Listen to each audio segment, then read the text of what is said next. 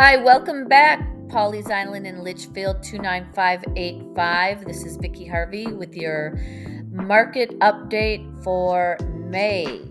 So this is for single-family residential homes only. So good. This is what the market is all about. It's about timing. So we had a bad April in your zip code, but look at we're bouncing back. We're climbing back up.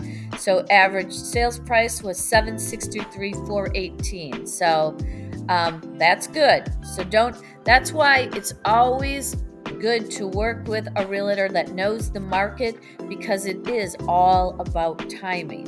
And not everybody takes the time to do this. Trust me, I've been doing it for 24 years.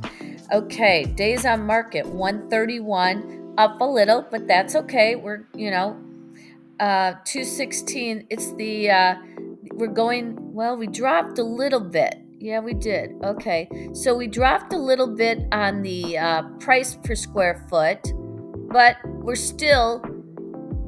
the price was up from last month, so that's a good thing.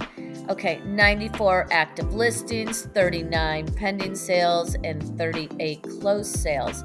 So if you have any questions or you want more detailed information, please reach out to me. I'm always here to help. Thank you for watching.